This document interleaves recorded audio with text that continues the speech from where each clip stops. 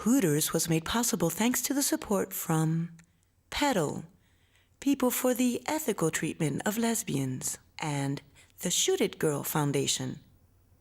20 million lesbians, 20 million films.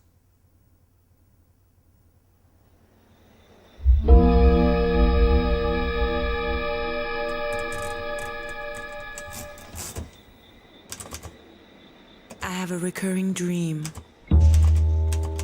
In this dream, I am a writer trying to write the perfect lesbian film.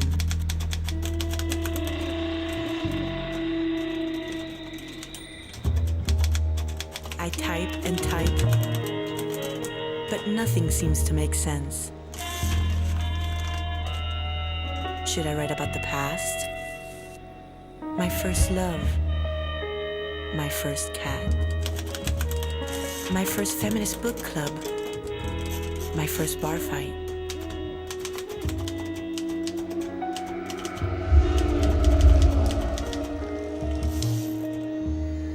It's been 20 years now, and all I have are questions and more questions. What type of lesbian am I? Am I the right type of lesbian? Why did I get all those strange haircuts?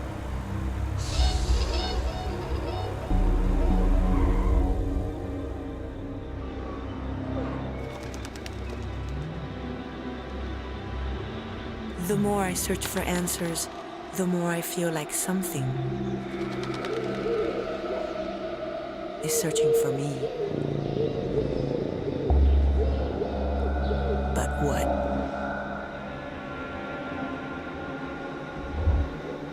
Suddenly, I see her. A lady in an owl mask.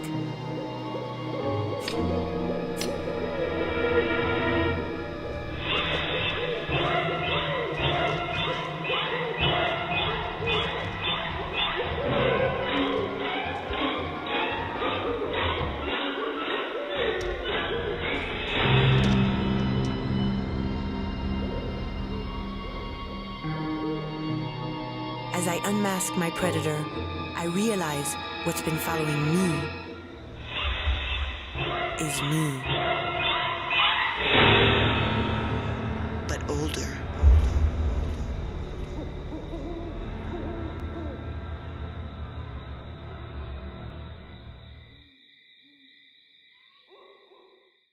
Welcome to Hooters, the making of older, wiser, lesbian cinema. I'm Ana La Chocha, investigative reporter. And this is an owl, also known as a hooter. They say when lesbians turn 40, they either become owls, older, wiser lesbians, or just simply become LOFs, lesbians over 40. It's the former that interests us tonight. You see, for most women, lesbian culture is a punctual period in time, mainly consulted during our delicate coming out period. It's a moment in our lives we yearn to learn about what it means to be a lesbian. Who are our icons, our heroes, our thinkers? Today, as we move towards equality and assimilation into the mainstream, do we still need lesbian culture and the unique perspective we have on the world? I say yes, and luckily, I'm not the only one. Our story begins with filmmaker Cheryl Dunye, best known for making The Watermelon Woman, the first Black lesbian film. After a couple of starts and stops in the Hollywood system, Cheryl wanted to return to her roots.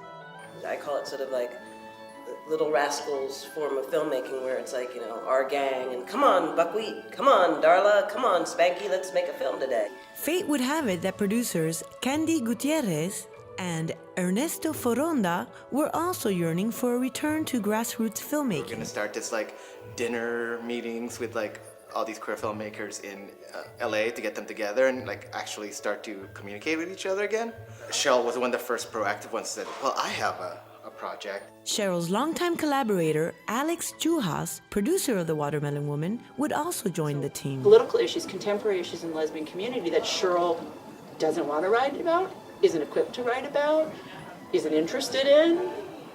are leaking into this movie through this collective because we're shooting the voices of people working on the film. The economic collapse means a lot less crap, means a lot less corporate control of the arts. In a matter of weeks, filmmakers, activists, scholars, collaborators of all ages, genders, and sexualities would band together, in front and behind the camera, to form the Parliament Collective and create The Owls, the story of 4 older, disillusioned lesbians from the 90s, now living secluded lives away from the hubbub and limelight they once knew. Carol, ex-activist and aging black butch, This is where owls go. They go to their little nest. plays house and hopes for a child with ex-riot girl import from London, Lily, not quite yet committed to the retired family life. You know what? I used to live in London. I had a life there. Their longtime frenemies, Iris, Cocktail. the alcoholic ex-riot girl who's still angling for more minutes of fame, and MJ, Iris, do you believe in ghosts? her longtime lover and recent ex. And none of this would have happened if you weren't such a fucking mess.